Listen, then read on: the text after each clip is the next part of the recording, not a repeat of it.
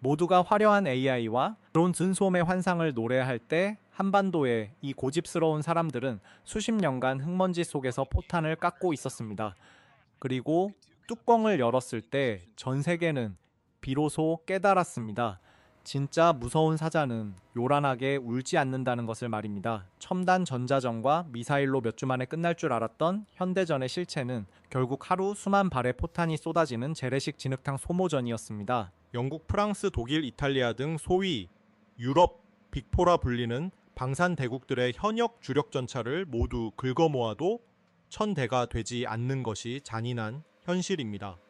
그런데 지도상에서 잘 보이지도 않는 아시아의 한 반도 국가가 상시 가동할 수 있는 전차만 2200대 이상을 묵묵히 굴리고 있다면 믿으시겠습니까? 단순한 수량의 우위가 아닙니다. 원자재부터 최종 포탄 가공, 그리고 전차 완제품까지 단 하나의 공급망 단절 없이 자체 생산할 수 있는 지구상 유일한 국가, 우리가 포방부라 부르며 농담처럼 넘겼던 대한민국 육군 전력의 진짜 거대한 지형학적 위험을 마주하게 됩니다. 냉전 이후 모든 선진국이 국방비를 감축하고 군대를 축소하는 자만감에 빠져 있을 때 우리는 단 한순간도 전쟁의 공포에서 벗어난 적이 없었습니다. 이 미련해 보였던 고집은 나라를 지키겠다는 수많은 이들의 소리 없는 인내이자 오늘날 전 세계가 우리에게 고개를 숙이게 만든 가장 강력한 내재적 힘입니다. 경남 창원 전차 생산 공장에서 30년째 용접봉을 잡아온 김 명장은 주변에서 이제 탱크의 시대는 갔다고 말할 때도 묵묵히 K2 흑표에 장갑판을 이어붙였습니다. 그가 흘린 땀방울은 폴란드군 종장으로 달려와 감탄을 금치 못하게 만든 대한민국 제조업의 살아있는 척추입니다. 이 투박하지만 거대한 힘의 실체가 어디서부터 시작되었는지 궁금하시다면 영상 아래 구독을 누르시고 우리의 진짜 저력을 함께 확인해 보시기 바랍니다. 그렇다면 우리는 왜 이토록 육상 전력에 집착해야만 했을까요? 그 답은 하늘을 가르는 또 다른 국산 날개에 있습니다. 미국산 최첨단 스텔스기 F-35가 우리 활주로에 앉아 있어도 우리 정비사들은 그 내부 컴퓨터를 마음대로 열어볼 권한이 없습니다. 열쇠는 오직 미국에만 존재하기 때문입니다. KF-21은 바로 그 굴욕적인 침묵을 깨부수기 위한 하늘의 독립선언문과도 같습니다. 무기 체계에서 가장 중요한 것은 하드웨어가 아니라 소프트웨어를 스스로 통제하는 소스코드의 확보입니다. F-35에 임무 컴퓨터에 작은 수정이나 우리가 만든 국산 미사일 한 발을 장착하려 해도 미국의 승인과 천문학적인 비용이 필수적으로 따릅니다. KF-21은 국산 A사 레이더와 임무 컴퓨터의 소스코드를 100% 자국화하여 우리가 원하는 무장을 언제든 자유롭게 통합할 수 있는 플랫폼 독점권을 전격적으로 확보했습니다. 현재 성공적으로 양산 중인 블록1은 안정적인 공대공 임무를 수행하는 기체입니다. 뒤이어 국산 장거리 공대지 미사일 천룡을 탑재할 블록2를 거쳐 매립식 반매입 무장창이 완전한 내부 무장창으로 전환되는 블록3에 이르면 레이더 반사, 면적이 극단적으로 낮아지며 완전한 5세대 스텔스기로 진화하게 됩니다. KF-21은 여기서 멈추지 않고 국산 가오리-X 무인 전투기 스웜을 지휘하는 6세대 네트워크 허브로 나아갑니다. 쇳소리 가득한 개발동에서 밤을 새우며 컴퓨터 화면에 수백만 줄의 코드를 분석하던 젊은 연구원들의 거친 손끝을 기억해야 합니다. 과연 한국이 레이더를 만들 수 있겠냐던 외국의 비웃음을 온몸으로 받아내며 그들이 지켜낸 것은 대한민국의 영공을 더 이상 타국의 허락을 막고 지키지 않겠다는 뜨거운 자존심이었습니다. 국방과학연구소에서 A사 레이더 소프트웨어 검증을 담당했던 박수석 연구원은 해외 기술 선진국들이 기술 이전 절대 불가인 통제 조치를 선언했을 때 연구실 간이 침대에서 쪽잠을 자며 신호 처리 알고리즘을 독자 개발했습니다. 테스트 비행에서 첫 표적이 레이더 화면의 선명한 점으로 찍히던 날 그는 소리 없이 눈물을 훔쳤습니다. 타국에 종속되지 않는 진정한 하늘의 자유가 얼마나 위대한지 느껴지신다면 좋아요로 우리 연구원들을 응원해 주시기 바랍니다. 그런데 잠깐 화면을 전환하여 화려한 컴퓨터 그래픽을 멈추고 빛바랜 1950년대의 흑백 사진을 들여다봅니다. 음악이 낮게 가라앉는 이 순간 우리가 깨달아야 할 사실이 있습니다. 우리의 바다는 하늘보다 더 눈물겨운 바닥에서부터 시작되었습니다. 지금의 8200 톤급 세계 최강의 이지스함이 존재하기 전 우리에겐 포탄 100발이 전부였던 시절이 있었습니다. 바다의 역사를 바꾼 그 위대한 기적의 순간으로 가보겠습니다. 해군 장교들의 월급과 그 부인들이 바느질로 모은 고작 5만 달러라는 돈으로 미국의 고철 함정을 사와 포를 달았던 나라가 이제는 미국조차 탐내는 세계 최고 수준의 이지스함을 찍어내고 있습니다. 삼면이 바다로 둘러싸인 대한민국에서 해군 전력의 확보는 생존과 직결된 문제였지만 우리의 시작은 참으로 미약했습니다. 육군 중심의 군사 구조 속에서 해군은 언제나 예산의 후순위였고 제대로 된 전투함 한 척 없이 바다를 지켜야 했습니다. 6.5 전쟁 당시 백두산함이 단 100발의 포탄을 싣고 북한의 무장 송선을 격침해 부산을 지켜내지 못했다면 지금의 대한민국은 없었을지도 모릅니다. 그 눈물겨운 역사적 순간을 시작으로 대한민국 해군은 참수리 고속정과 울산급 구축함을 건조하며 독자적인 건함 능력을 차근차근 축적해 나갔습니다. 일각에서는 초기 울산급 구축함 건조 당시 배의 중심을 잡지 못해 시멘트를 부었다는 루머를 퍼뜨리기도 했지만 이는 사실 기술적으로 복원성을 극대화하기 위한 과도기적 설계 과정의 일환이었습니다.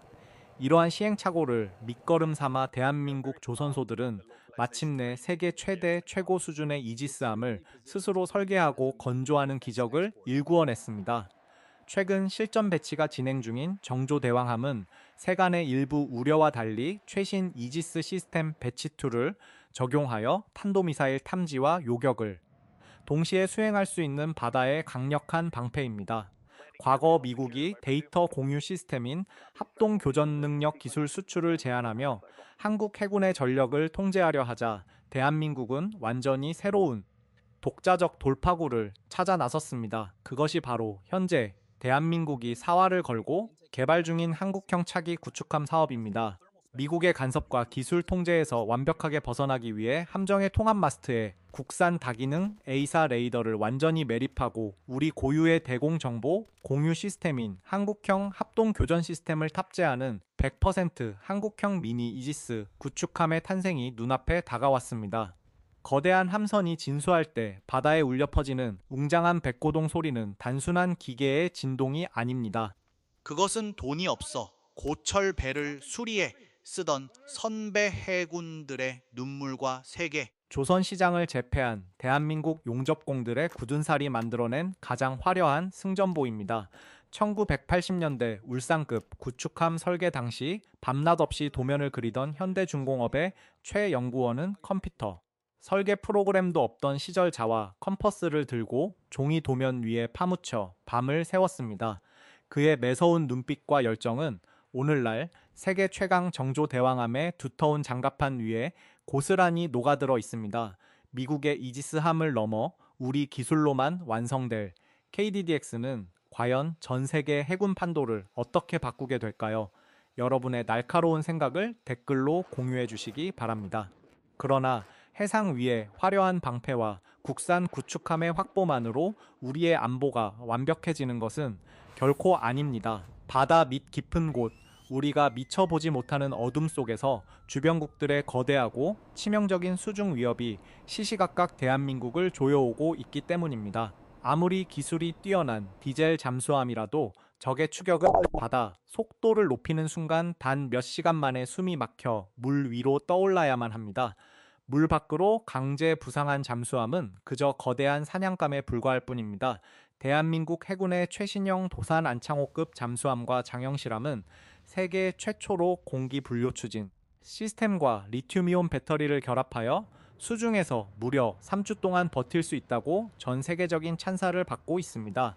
하지만 이는 시속 5km에서 아주 조용히 기어다닐 때, 즉 저속 자망일 때만 가능한 이야기입니다. 만약 적 군함을 추격하거나 적의 공격을 회피하기 위해 시속 30km 이상의 전속력으로 고속 기동을 시작하면 듯 상황은 완전히 달라집니다. 강력한 에너지 소모로 인해 그 자랑하던 배터리는 단 두세 시간 만에 방전되어 바닥을 드러내고 맙니다. 결국 잠수함의 숨통을 틔우고 디젤 엔진을 돌려 축전을 하려면 이 거대한 선체를 수면 근처까지 올려 숨을 쉬는 스노클 파이프를 물 밖으로 노출해야 합니다. 바로 이 순간이 디젤 잠수함의 가장 치명적인 아킬레스건입니다.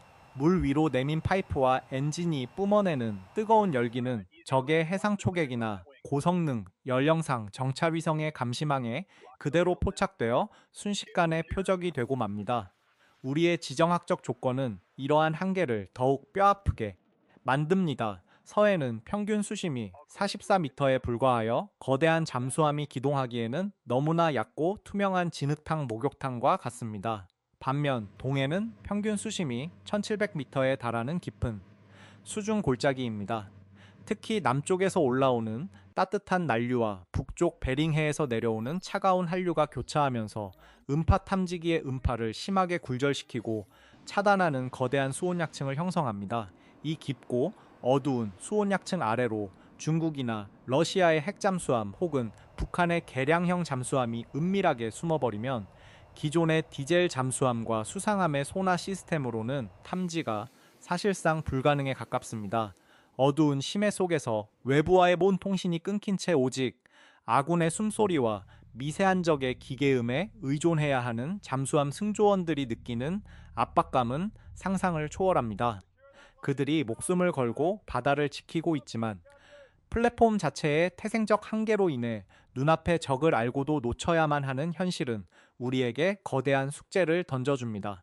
실제로 동해 전방 작전을 마치고 귀환한 도산한창호급 잠수함의 이 음탐관은 헤드폰을 귀에 완전히 밀착한 채 며칠 밤을 지새우며 미세한 주파수를 추적하던 중 수온약층 너머로 교묘하게 사라지는 정체불명의 음향 신호를 놓쳤을 때의 깊은 무력감을 고백하기도 했습니다.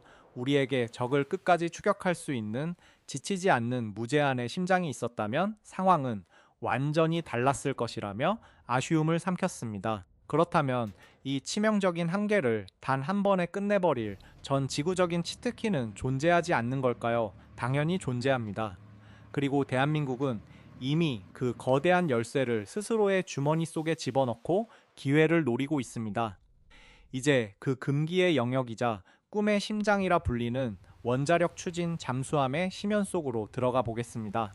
핵 추진 잠수함은 핵무기가 아니라 바닷물을 끓여 산소와 식수를 만들며 인간의 정신력이 버티는 한 지구를 무한정 돌 수 있는 물속의 영구적인 요새입니다. 그리고 우리는 이미 그 요새의 심장을 우리 손으로 직접 만들 능력을 완벽하게 갖추고 있습니다. 일부 전문가들은 미국이 기술을 주지 않으면 우리가 핵잠수함을 결코 만들 수 없다고 말하지만 이는 대한민국의 원자력 기술력을 전혀 모르고 하는 완벽한 오해에 불과합니다. 대한민국은 전 세계가 인정하는 세계 최고의 원전 건설국이자 독자적인 설계국으로 이미 아랍에미리트와 체코에 원전을 수출하며 그 저력을 입증한 바 있습니다. 특히 대한민국은 1990년대부터 선박 탑재와 해수 담수화를 목표로 소형 일체형 원자로인 스마트 기술을 독자적으로 개발해 왔습니다. 최근 전 세계 에너지 시장이 열광하고 있는 소형 모듈 원자로 분야에서도 대한민국의 기술력은 이미 세계 최정상급에 도달해 있습니다. 잠수함이라는 극도로 좁고 제한된 튜브 형태의 구조 내에 안전하게 밀집 배치할 수 있는 소형 일체형 원자로 설계 기술은 이미 우리 연구원들의 손에 의해 완성 단계에 와 있습니다. 1990년대와 2000년대 초반 노무현 정부 시절 비밀리에 출범했던 362 사업단의 기억을 우리는 잊지 말아야 합니다. 당시 대한민국은 외교적 압박 속에서도 프랑스의 바라쿠다급 6,000톤급 핵잠수함을 철저하게 벤치마킹하여 핵추진 잠수함에 필요한 기본 개념 설계와 선체 구조 해석을 이미 완벽하게 끝마치고 서류함 깊숙이 보관해 두었습니다. 우리 조선소들의 건조 역량과 특수선 제작 생태계는 이미 독일과 미국을 능가하는 수준으로 탄탄하게 구축되어 있습니다. 물론 한미 원자력 협정 제21조의 군사적 목적 이용 금지 조항이 거대한 외교적 걸림돌로 작용하고 있는 것은 분명한 사실입니다. 하지만 미국이 비핵화 국가인 호주에게 핵잠수함 기술과 고농축 우라늄 연료 공급을 전격 허용한 오커스 동맹의 창설은 대한민국에게도 동일한 수준의 외교적 명분과 돌파구를 제공해 줍니다. 특히 아시아 태평양 지역에서 중국의 급격한 해군력 팽창을 견제해야 하는 미국은 현재 자국 내 함정 유지 보수와 건조 능력이 심각하게 저하되어 대한민국의 세계적인 조선 기술력과 특수선 가동 역량을 절실히 필요로 하고 있습니다. 이러한 지정학적 위기 속에서 트럼프 행정부와의 전략적이고 호혜적인 협상을 통해 호주와 같은 예외적 지위를 인정받는 지정학적 빅딜의 가능성은 그 어느 때보다 높게 열려 있습니다.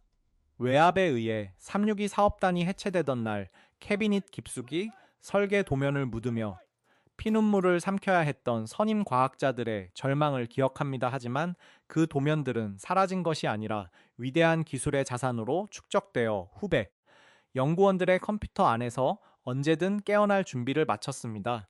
한국원자력연구원에서 소형 원자로 냉각 시스템을 평생 연구해 온 최 박사는 20년 전 선배들이 이루지 못한 꿈을 이어받아 외부의 간섭 없이 우리 기술로만 안전하게 작동하는 잠수함용 원자로 노심 설계를 묵묵히 다듬어 왔습니다. 국가의 정치적 결단과 외교적 타결만 있다면 내일이라도 당장 잠수함용 원자로를 제작할 수 있다며 확신에 찬 목숨을 전합니다. 우리에겐 이토록 훌륭한 기술과 인프라가 이미 존재합니다. 그렇다면 미국의 승인을 완벽하게 이끌어내고 국제사회의 명분을 얻기 위해 우리는 외교적으로 어떤 정밀한 카드를 던져야 할까요? 여러분의 날카로운 분석을 댓글로 공유해 주시기 바랍니다. 선체 플랫폼은 준비되었고 원자로라는 심장도 가동을 기다리고 있습니다. 이 두 가지가 하나로 합쳐지는 순간 대한민국 국방은 완전히 다른 차원으로 도약합니다. 우리는 단 한 번도 누군가를 먼저 침략하거나 위협하기 위해 무기를 만든 적이 없습니다. 하지만 우리를 짓밟으려는 자가 있다면 그가 누구든 반드시 지구상에서 같이 지워버릴 완전한 보복의 힘을 갖추는 것, 그것이 바로 대한민국 핵추진 잠수함이 가져올 진짜 평화의 실체입니다. 올해 창설된 독자적인 기동함대의 마지막 퍼즐은 바로 물속에서 이들을 호위하며 무제한으로 달릴 수 있는 원자력 추진 잠수함입니다. 시속 10km로 기어다니는 재래식 디젤 잠수함으로는 미국 해군의 항모 타격단처럼 고속 기동하는 대양 함대를 보위하는 것이 원천적으로 불가능합니다. 우리 기술로 만든 한국형 핵잠수함이 함대에 결합하는 순간 대한민국은 비로소 진정한 의미의 대양 해군이자 태평양의 독자적인 전략 세력으로 거듭나게 됩니다. 대한민국은 이미 재래식 잠수함인 도산 안창호급에서 수중 잠수함 발사 탄도 미사일 발사를 성공시킨 세계 유일의 비핵 국가입니다. 이 강력한 타격 능력이 무제한 자망이 가능한 핵잠수함과 결합하는 순간 우리는 완벽한 제2경 능력을 보유하게 됩니다. 제2경 능력이란 적에게 기습적인 선제 타격을 당하더라도 바다 밑에 살아남은 전력이 적의 심장부를 완전히 초토화하는 보복 능력을 뜻합니다. 동해의 깊고 어두운 수온약층 속에 숨어 유령처럼 움직이는 한국의 핵잠수함은 괴물 미사일 현무파이브와 SLBM을 품은 채 주변 강대국들이 대한민국을 절대로 만만하게 볼 수 없도록 만드는 궁극의 물리적 억제력이 될 것입니다. 우리의 군사력은 누군가에게 과시하기 위한 화려한 쇼가 아닙니다. 그것은 유고전쟁의 폐허 속에서 포탄 한 발이 없어 피눈물을 흘리던 선조들의 한을 풀고 우리 아이들이 더 이상 타국의 눈치를 보지 않고 평화롭게 살아갈 수 있도록 조용히 쌓아 올린 철갑의 성벽입니다. 차가운 심해 속에서 묵묵히 도는 국산 원자로의 스크루 소리는 곧 대한민국이 스스로의 운명을 스스로 결정하겠다는 위대한 독립의 고동 소리와 같습니다. 대한민국의 자주국방은 이제 새로운 시작을 맞이하고 있습니다. 하늘의 KF-21과 바다 밑에 핵추진 잠수함이 이끌어갈 우리의 미래 안보 지형에 대해 더 깊은 분석과 이야기를 원하신다면 화면에 나오는 다음 영상을 클릭해 주시기 바랍니다. 끝까지 대한민국 기술의 위엄을 함께 지켜봐 주신 시청자 여러분 진심으로 감사합니다. 차가운 강철을 움직이는 것은 인간의 기술이지만 그 강철을 대양으로 이끄는 것은 단 한 번도 꺾이지 않았던 대한민국의 위대한 의지입니다.